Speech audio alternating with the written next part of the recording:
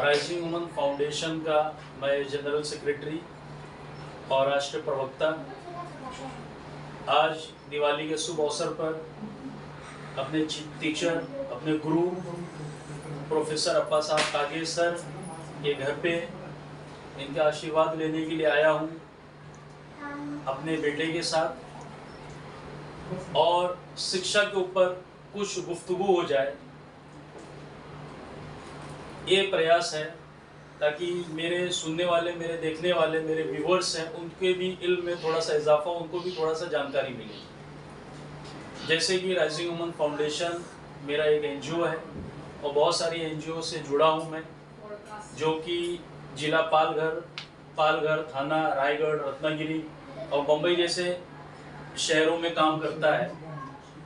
हमारे एनजीओ का 4 मूल आधार है सर: शिक्षा, स्वास्थ्य, पर्यावरण, सामाजिक न्याय, जिसमें से ज़्यादा करके हाईलाइट हम शिक्षा को ही करते हैं, क्योंकि शिक्षा का मोटो ऐसा है कि जब पढ़ेगा इंडिया तो बढ़ेगा इंडिया। आज बहुत कुछ होने के बाद भी हमारा जो ग्राफ है शिक्षा के लेवल में, वो दिन ब दिन कॉर्पोरेट होते जा रहा है और ऐसे लोगों के हाथ में शिक्षा जा चुका है जिसको शिक्षा के बारे में कोई नॉलेज नहीं है। सिर्फ एक बिजनेस, एक व्यवसाय के रूप में वो शिक्षा को प्रेजेंट कर रहे हैं सोसाइटी में। जैसे शिक्षा एक ऐसा माध्यम है पैसा कमाने का कि बच्चों का फर्स्ट यूनिट टेस्ट और फर्स्ट सेमेस्टर से पहले, एग्जाम से पहले फीस क्लियर होना चाहिए। और वही दूसरी तरफ स्वास्थ्य में भी ऐसा है, कोई अगर पेशेंट एडमिट रहता है तो डिस्चार्ज होने के बाद, डिस्चार्ज होने से पहले बिल क्लियर होना चाहिए। ऐसी ये दो जो अहम और जो सीरियस चीज़ है, जो सोसाइटी में फ्री ऑफ कॉस्ट राज्य सरकार की तरफ से और सेंट्रल गवर्नमेंट की तरफ से, दोनों केंद्र सरकार और राज्य सरकार की तरफ से, ये पब्लिक के बीच में फुल सपोर्ट के साथ ये जो चीज़ है, सिस्टम है, एजुकेशन सिस्टम, इसको फ्री ऑफ कॉस्ट या कम से कम में लोगों के बीच में होना चाहिए, जो कि नहीं हो रहा है। आज 4 घंटा, 6 घंटा, 7 घंटा, 5.5 घंटा स्कूल पे जाने के बाद भी ट्यूशन की ज़रूरत पड़ जाती है, और जितना फीस स्कूल में है उतनी फीस ट्यूशन के रहते हैं। तो इसके बारे में थोड़ा सा जानकारी देंगे सर, क्योंकि पहले आप एजुकेशन से आप काफ़ी दिन से जुड़े हैं, आप एक टीचर हैं, प्रोफेसर हैं, हमारे जैसे हज़ारों स्टूडेंट निकले हैं और समाज के जिम्मेदार पद पे हैं। कोई पुलिस सर्विस में है, कोई आईपीएस सर्विस में है, कोई डॉक्टर है, कोई इंजीनियर है, अलग अलग फील्ड में अपने प्रयास से, अपने कार्य से लोगों को प्रभावित कर रहे हैं और लोगों को लाभदायक पहुंचा रहे हैं। तो अभी के शिक्षा में और पहले की शिक्षा में सर क्या फर्क है? पहले की शिक्षा ये राइट शिक्षा थी, स्टूडेंट्स के लिए थी, और जिंदगी में वो हर तलबे को, हर स्टूडेंट को बहुत कुछ दे जाती ताकि वो अपने पैर पे खड़े हो सके। अभी आज दुनिया बदल गई, वक्त बदल गया, आबादी बढ़ गई, लेकिन जो एजुकेशन आज ले रहे हैं स्टूडेंट्स, वो लाइफ ओरिएंटेड नहीं है। मतलब पढ़ने के बाद उनके जिंदगी में वो 2 निवाले खा सके, ऐसा नहीं है। एक तो मेडिकल, जहां बहुत कुछ कमा लेते हैं, डॉक्टर भी आजकल कमर्शियल बन गए हैं, जहां पेशेंट्स को ऑपरेशन की जरूरत नहीं, वहां जरूरत तैयार की जाती है। डॉक्टर्स लोग दवाखाने में हर महीने को पेमेंट लेते हैं 1-1 करोड़, लेकिन उनको काम भी उतना ही दिया जाता है। देखो, तुम्हारे इतने पेशेंट हो, तुम्हारे इतने ऑपरेशन होना जरूरी है, तो डॉक्टर की ऑपरेशन की जरूरत नहीं भी है तो भी 1-1 को ढूंढ के निकालेगा। तो आजकल ये सोसाइटी में, सोशल लाइफ में, हिंदुस्तान में दिखाई देता है कि डॉक्टर्स हो या और भी कोई हो, तो ये इस तरह से पब्लिक का एक्सप्लॉयटेशन चल रहा है।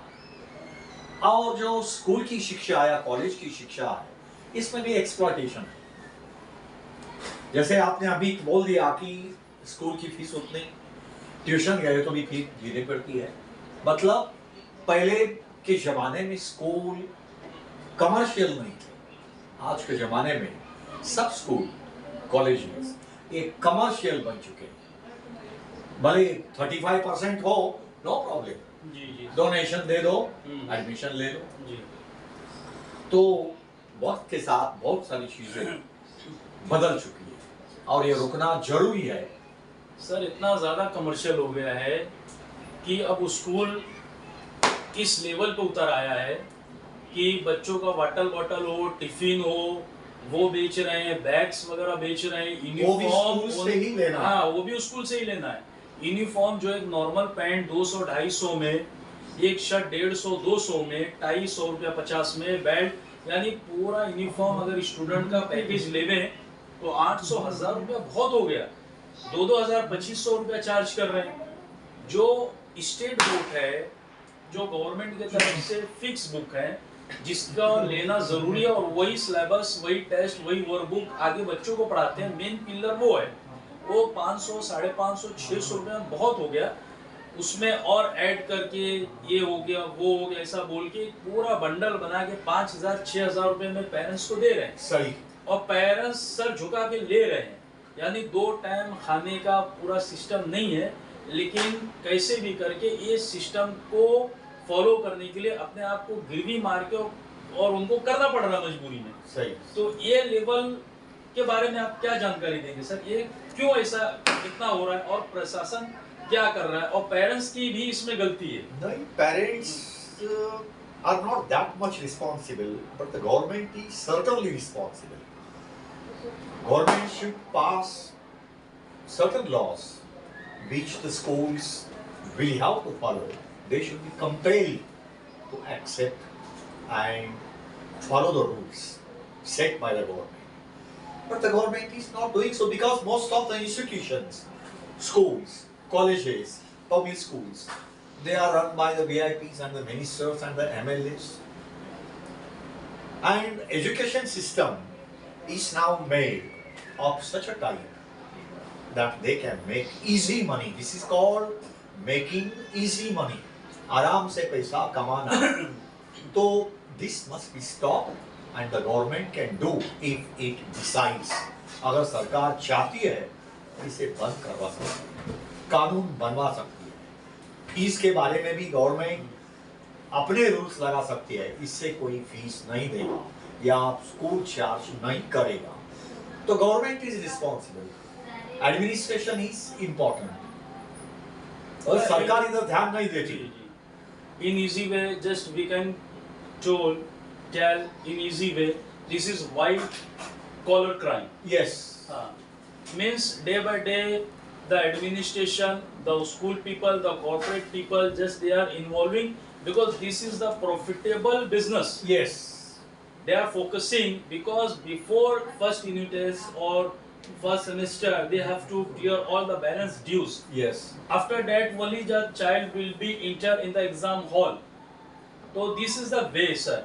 So in day by day the face of the institute, the face of the school administration and its owner and their trustee, just they are showing the face of butchers. Correct. At least goat know कि भाई मैं कटने वाली हूँ, but here parents do not know कि हम क्या क्या face कर रहे हैं. There are 12 months in a year.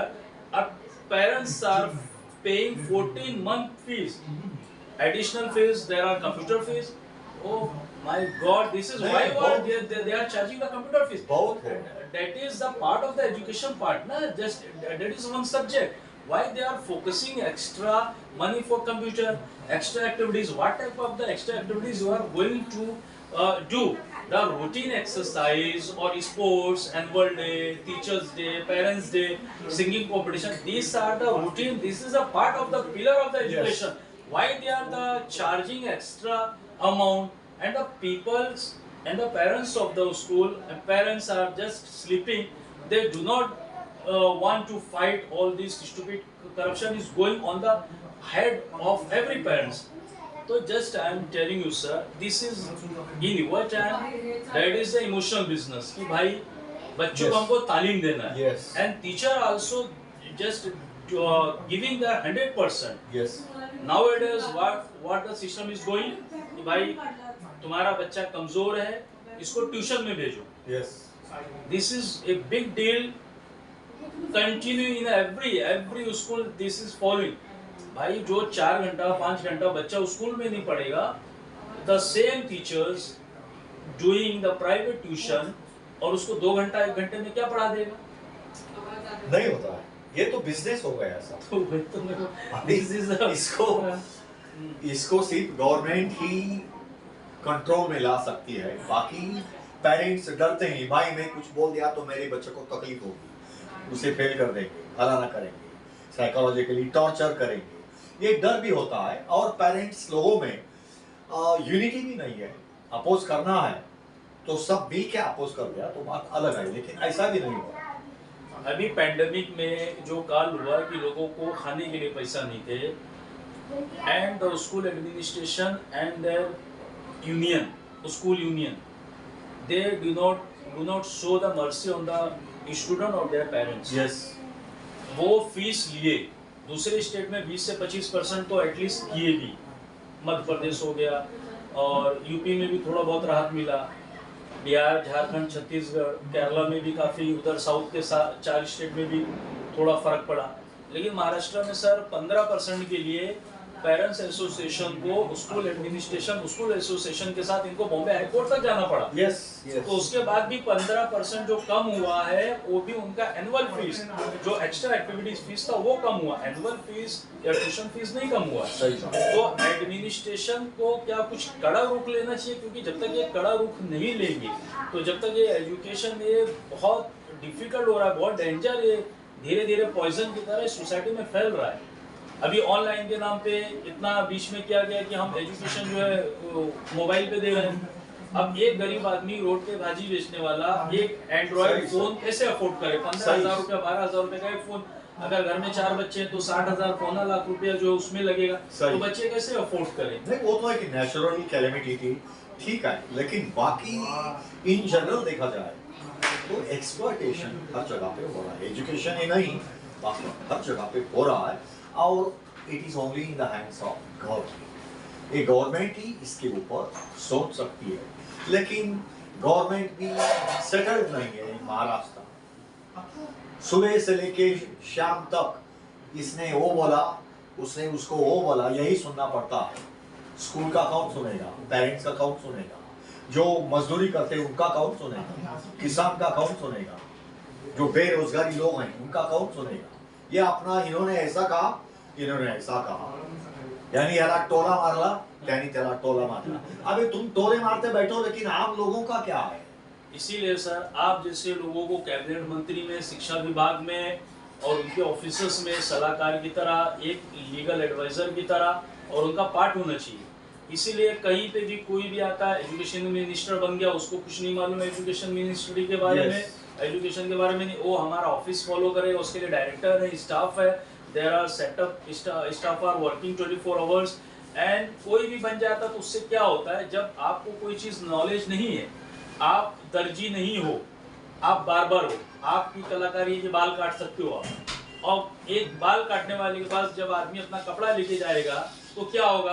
कपड़े का चिंदी हो जाएगा, चाहे वो मुफ्ती ब्रांड का शर्ट हो, सियाराम का हो या कोई भी ब्रांड का हो, तो उसका सत्यानाशी होने वाला है. तो एजुकेशन डिपार्टमेंट भी सर इसी लोगों के हाथ में चला जाता है, जो उसके ओरिजिनल जो हकदार हैं, जो डिजर्विंग हेड्स हैं, फेस हैं, आप हो गए. आपके पास इतने सालों का एक्सपीरियंस है कि हमारे जैसे हजारों लोग निकले और उनके थ्रू हजारों लोग जो टीचर, प्रिंसिपल और प्रोफेसर बने, उन्होंने हजारों स्टूडेंट को आगे किया.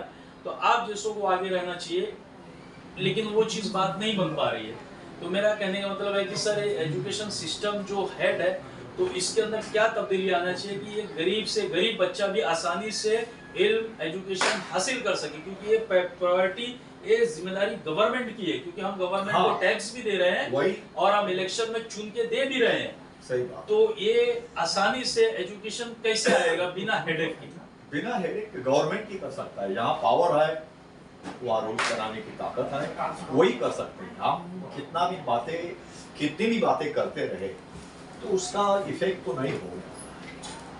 हर चीज पैसे से खरीदी जा रही है, इलेक्शन हो या बाकी किसी का नॉमिनेशन हो या किसी की नौकरी हो, उसकी क्वालिटी पे, उसके एजुकेशन के लेवल से ये बातें नहीं हो रही। एक तो स्ट्रॉन्ग रिकमेंडेशन, नहीं तो पैसा। तो ये अभी ये गवर्नमेंट ही करना सब कुछ जरूरी है, और उसके लिए उस लायक आदमी भी हो, ये जरूरी है। ये हमारी बदकिस्मती है, हमारी नासमझी है कि हम अपने आप को दुनिया के लेवल में सुप्रीमो और महाशक्तिशाली के फेस में अपने आप को देखना चाहते हैं, लेकिन जो बेसिक चीज़ है, जो एजुकेशन है, जो छोटे मोटे देश हैं जो अपने नागरिकों को फ्री में देते हैं, चाहे वो गल्फ के कंट्री हो, साउथ अफ्रीका के बहुत सारे देश हैं, यूरोप के बहुत सारे देश हैं जो शिक्षा जैसी धरोहर अपने नागरिकों को, अपने सिटीजन को फ्री ऑफ कॉस्ट देते हैं, लेकिन हमारी बदकिस्मती है कि हमारे देश में वो चीज़ नहीं है। सरकारी स्कूल है तो उसकी भी जो सिस्टम है चरमराया हुआ है, बरोबर शौचालय नहीं है, टीचर्स नहीं है, टीचर का कोई टाइम टेबल नहीं है, बोर्ड नहीं है, डस्टर नहीं है, चौक तक की समस्या होती है जो टीचर्स अपने पर्सनल पॉकेट से लेके जाती हैं स्कूल में, और उससे ज़्यादा गई गुजरी हालत प्राइवेट सेक्टर का एजुकेशन का। आगे चल के मेरी एनजीओ के साथ मैं उवैस बरकाती, जनरल सेक्रेटरी और राष्ट्रीय प्रवक्ता, मैं ज़रूर इस मुद्दे को हाईलाइट करूँगा, क्योंकि एक गंभीर चर्चा जो है चाय पीते पीते सर के साथ मैंने दूसरा एपिसोड जो है कर लिया है। तो आगे चल के जो यूनिफॉर्म का मुद्दा है, जहाँ पे हम पेरेंट्स का पैसा बचा सकते हैं, हम ज़रूर कोशिश करेंगे वो पैसा पेरेंट्स का बचे, और जो 1500 रुपये में जो सिलेबस बुक आती है वो आसानी से उतनी पैसे में, ना कि 5000-6000 रुपये में बंडल आवे। तो कुछ शिक्षा के ऊपर हम ज़रूर पहल करेंगे, और हमारा अनुरोध है, गुजारिश है हमारे व्यूवर्स से कि इसका सहयोग करें, क्योंकि हर घर की बात है। अगर एक घर में 4 बच्चे हैं तो 4 बच्चों का मुस्तकबिल, उनके भविष्य की लड़ाई है।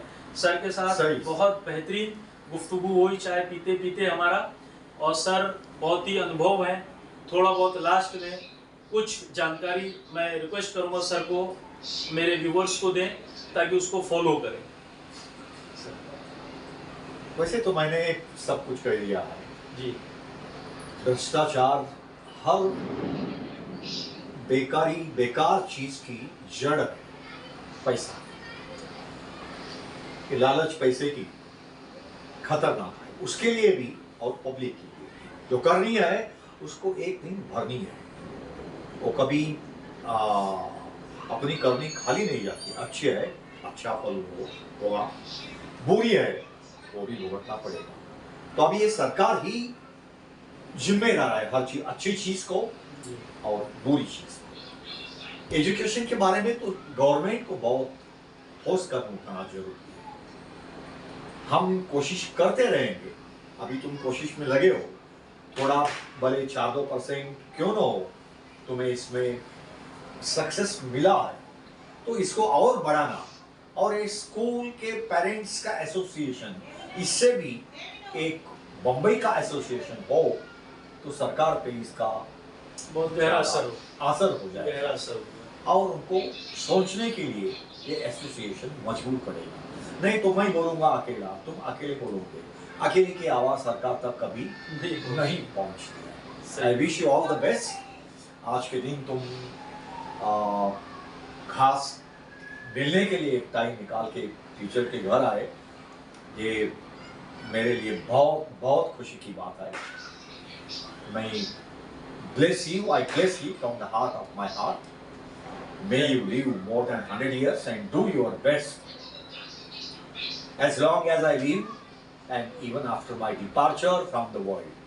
हम जाने के बाद भी तुम्हारा काम इसी तरह से चलते रहे और उसमें तुम्हें कामयाबी मिले, यही हमारी दुआ है। थैंक यू सर, बहुत अच्छी बात आपने बताया, आपका बहुत बहुत शुक्रिया। लास्ट में एक इम्पोर्टेंट स्लोगन, पढ़ेगा इंडिया तो बढ़ेगा इंडिया। जय हिंद।